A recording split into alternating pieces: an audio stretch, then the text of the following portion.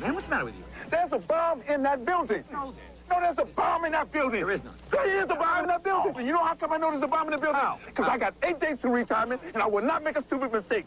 Mel Gibson and Danny Glover are partners in crime fighting once again in Lethal Weapon 3, one of 5 new movies we'll be reviewing this week on Siskel and Ebert.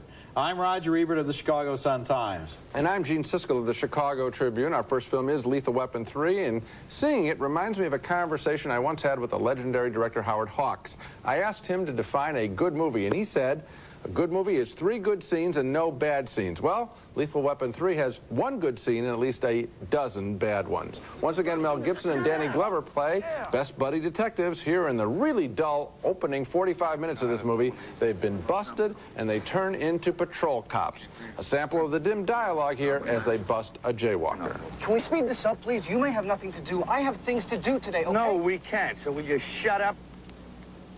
Jaywalking license. Yeah? License? Yeah, Jaywalking? Yeah, jaywalking. I don't have it on me, okay? I wasn't driving, okay? I was walking. What do I need, a walking license now? Let's just shoot. Is he crazy? Get out of the way, Roger. I'm going to drill him. We can make it look like suicide. Get out of the way. We can make it look like suicide. Video camera. I don't care. I'm still going to drill him. Get out of the way. Get out of here before my partner kills you. Along for the ride is the albatross around their neck from Lethal Weapon 2, Joe Pesci as Leo Getz. When Pesci isn't funny, you know you're watching a bad movie. It's a big party. Somebody brought a monkey because the monkey knocked over the salad bar. And this guy comes and introduced me to another guy who wants a favor. I got it. I got it. What? I got it. And I remember. You got it. I remember. You remember. Hey, don't do it. Don't let the earring fool you. Okay. A new character is a kung fu fighting detective played by Renee Russo. She dispatches a gang of gun runners led by a crooked cop.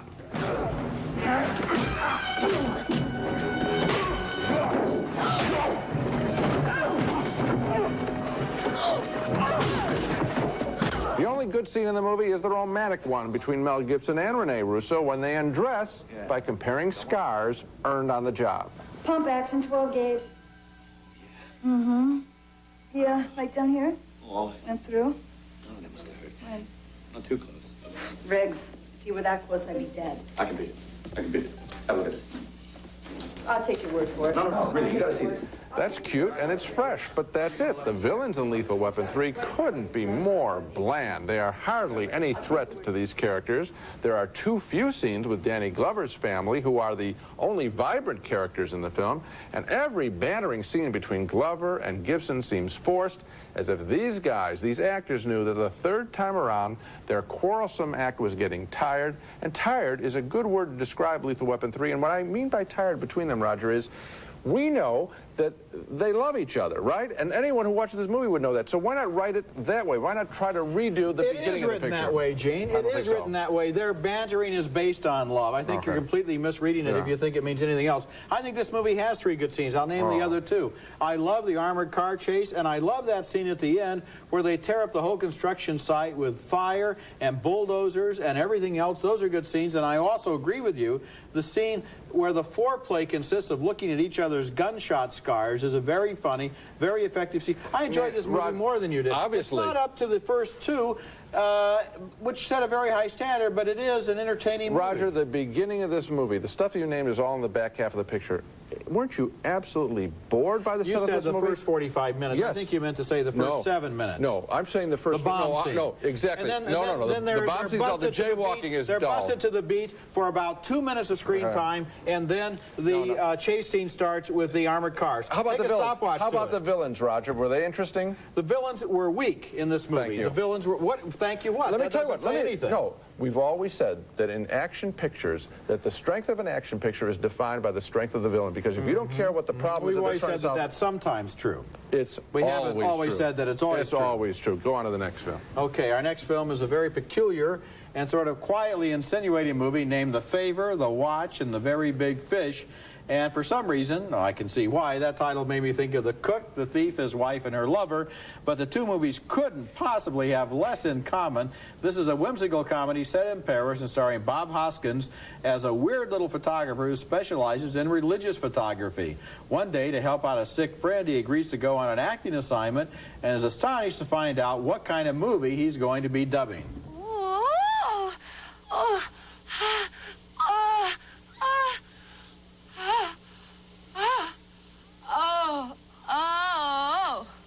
That's Natasha Richardson as the actress there, and before long, Hoskins is seeing her everywhere.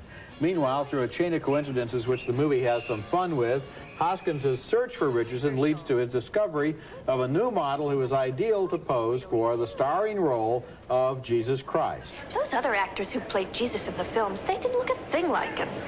No? No, but when I look at you, I think now there's a man who could really save the world. And then, of course, is Jeff Goldblum, who begins to take his new role very much to heart and develops a fixation that he is the second coming of Christ. The Favor, The Watch, and The Very Big Fish is the kind of movie that a lot of people probably won't like, but that a few people will probably like very much. I'm sort of in the second camp.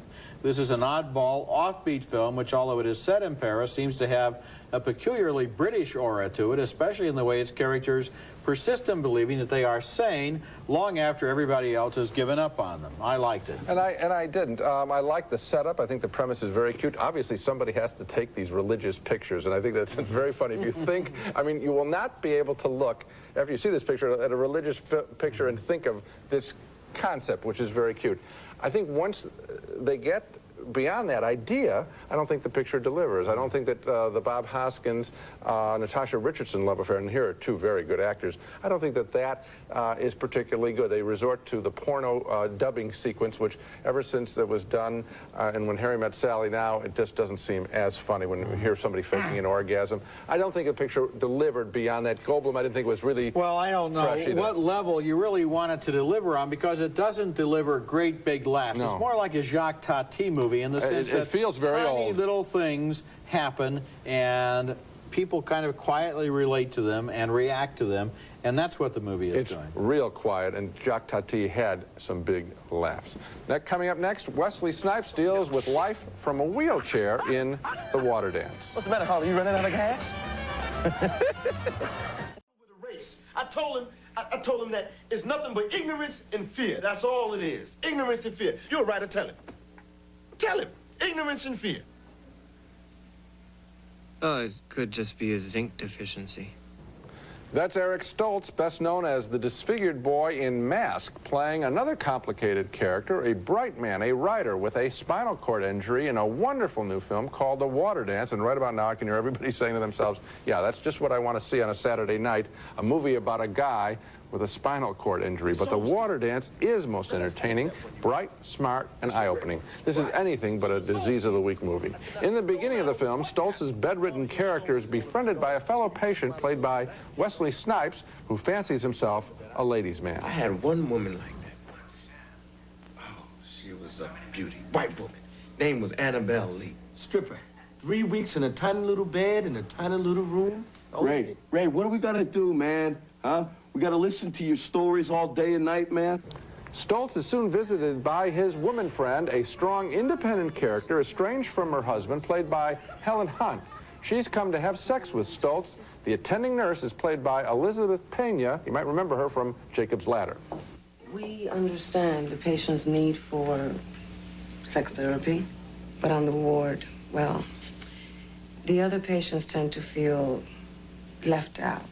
The relationship between Stoltz and Helen Hunt is fresh, and it's very raw at times. Another patient, played by William Forsythe, warns that hanging on to a woman from a hospital bed isn't easy. How long do you think it's going to take for that pretty little girl of yours leaves you for somebody who can tune her engine, my man? One of the more conventional aspects of the movie is when the guys in the ward sneak out together to visit a stripper. Turn left up ahead here. I thought the strip joint was on Duval. Look out, man!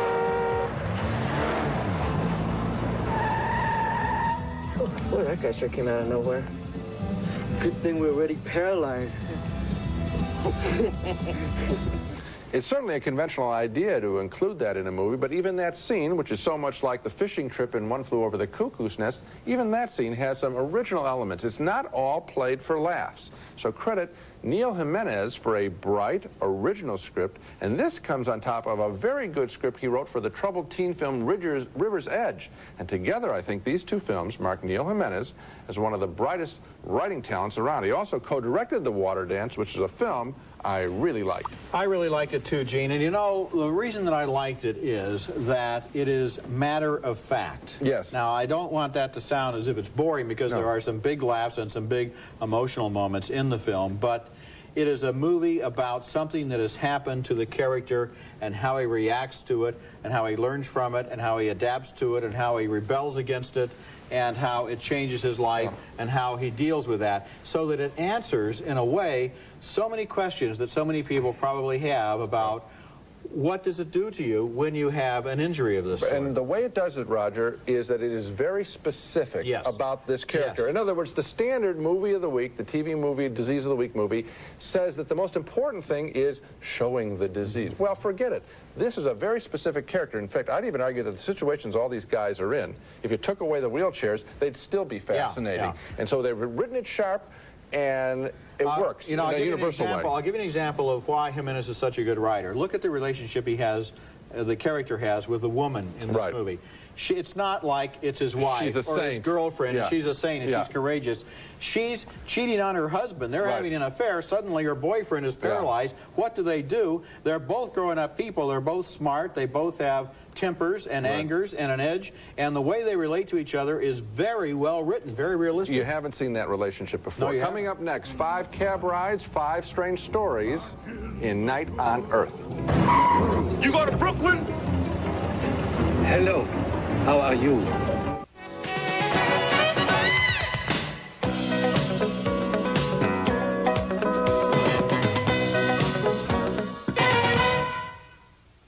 Our next movie is Night on Earth, a new film by Jim Jarmusch that takes place entirely inside taxicabs late at night in 5 of the world's great cities. It's told in 5 sequences, starting out in Los Angeles, where Jenna Rollins plays a casting director who becomes intrigued by her cab driver, played by Winona Ryder, as a chain-smoking, gum-chewing tough girl. What about marriage and family? Definitely. Definitely want a family. Boys, though. Lots of boys. Well, no girls? Girls are nice, too, I think. Yeah, maybe some girls, too. In New York, Giancarlo Esposito gets a ride with a cab driver newly arrived from East Germany. He's played by Arma Mueller-Stahl, and he has no idea how to drive a cab, so Esposito realizes he's going to have to get behind the wheel. We have the same head. What? The same head. No. Mine's different. Oh, no. It's the same head. Mine's different, man. This is the idea. Look, mine's the newest, latest. Mine's fresh. No, the ear things here. The same. Here. No, man. Look, mine is the hype. What is this? Hype? The hype. What's the hype? It's fresh. Fresh? Fresh head? It's the jammy, the newest, latest. Esposito picks up his sister-in-law, played by Rosie Perez of White Men Can't Jump, and she gives them both an earful. Is somebody gonna tell me what the is going on around here? What you mean? What do I mean? What the are you driving this cab for, yo-yo, huh? Hey, what's up with the hats? What is this, the Rocky and Bullwinkle show? And in the middle of the night, in the middle of Paris, a cab driver from the Ivory Coast talks with a strange, angry, blind woman. Ça doit pas être marrant d'être aveugle, hein? Écoute, pauvre con, je suis aveugle et alors, je sais tout ce que tu fais, toi, encore plein d'autres trucs que tu feras jamais. Je suis aveugle, c'est tout. Bon, par exemple, vous n'êtes pas capable de conduire. Ah, tu t'es pas vu conduire, hein?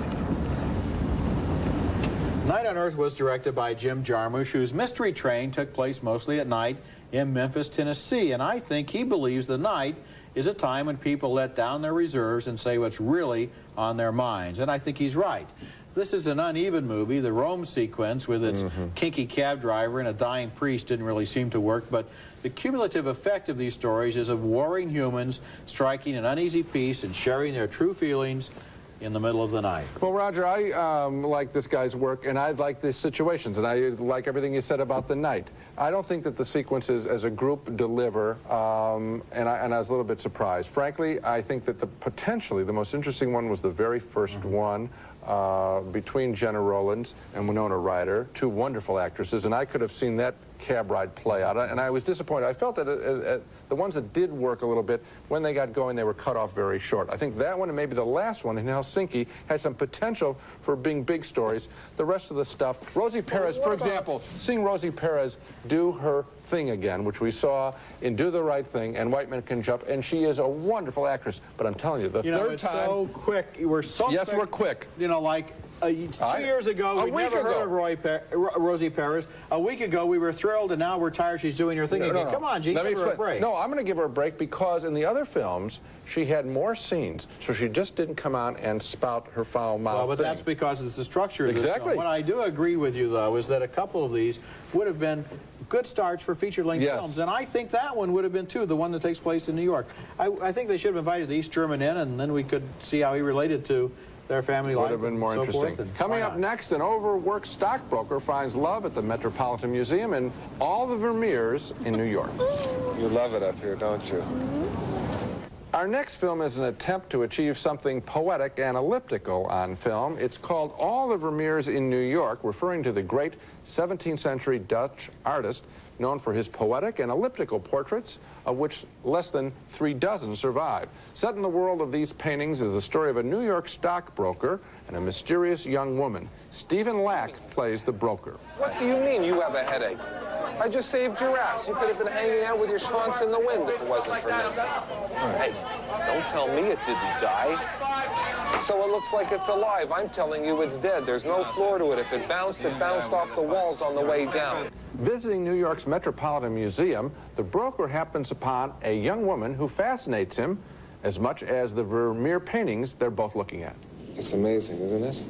As their relationship develops, the stockbroker confesses his dissatisfaction with his job. I'm just sitting there in the office watching numbers change, and I'm supposed to make money on knowing where the numbers are going to go next time. It's enough. I have had it. And if it wasn't for those girls, those paintings being as eternal as they suggest themselves to be, I would have been gone.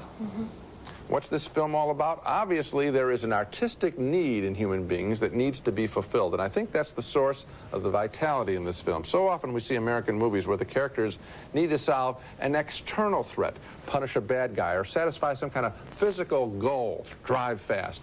Well, here, independent filmmaker John Jost gives us a character who needs some mystery and some ephemeral beauty in his life, and that's a different kind of a chase story, one that I enjoyed watching in All the Vermeers in New York. Yeah, especially since he projects almost all the qualities on this woman that he wants to find there, and she doesn't necessarily have anything that he thinks she has, including, incidentally, a resemblance to any of the Vermeer paintings, even though he tells her she looks just like one of his paintings. But the drive inside him is very real, and you know what I'm talking about, a different kind of chase story. He wants to find somewhere in this barren life that he leads some kind of beauty or some kind of idealized perfection, and he decides this girl, this woman, this is it, and turns out she's not. It's a fresh film. Coming up next, our video pick of the week, another good film featuring Eric Stoltz from the Waterdance. Now it's time for the video pick of the week, and I'd like to recommend another good film starring Eric Stoltz, who was so effective in The Waterdance. The name of the movie is Mask, directed by Peter Bogdanovich in 1985, and starring a younger Stoltz as the disfigured son of a rebellious biker mom, played by Cher. She may not be a conventional parent, but she does treasure her son's unique and courageous personality. You know, it takes time for people to get to like each other. I don't know why you think it should be different for you. But I am different, Mom. Yeah, you're more beautiful on the inside than most people. Anybody can't see that? For real. Right. Spoken like the true son of a red-headed woman. Eric Stoltz has a quiet power as an actor that sometimes has more force than other actors generate by letting out all the emotional stops. In Mask and in The Waterdance, he is able to bring strength and dignity to his embattled characters. They're both very good movies. Now let's take another look at the movies we reviewed this week. We had a split decision on Lethal Weapon 3. Gene thought it had only one good scene. I liked it, but not as much as the first films. Another split decision on The Favor, The Watch, and The Very Big Fish. I liked its quietly understated humor. Gene thought it didn't add up to much. 2 enthusiastic thumbs up for The Waterdance, with Eric Stoltz, Wesley Snipes, and William Forsythe coping with the new reality of their lives in wheelchairs. A split decision on Night on Earth with its 5 stories in 5 taxicabs. I liked the mood and tone of the film. Gene only liked 2 of the stories. Finally, 2 thumbs up for John Jost's All the Vermeers in New York, about a man hoping to find truth and beauty in an imperfect world. So the one we're both in agreement on is The Waterdance, and this movie is really an extraordinary job. It's very well done.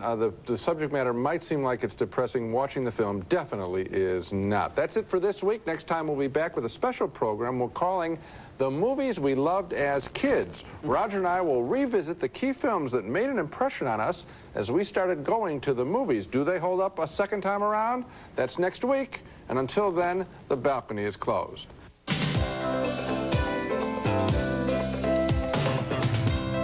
Rice-A-Roni. Any day of the week, the flavor can't be beat. Rice-A-Roni, the San Francisco treat. No-nonsense pantyhose as beautifully put together as the women who wear them. No nonsense. Shower yourself with a new sensation, new refreshing shield. Experience its unique skin-vigorating formula and feel the blast of pure refreshment. Sally Beauty Supply. More than 4,000 nail and hair care items for any kind of nails or any kind of hair. Sally, salon quality, popular price.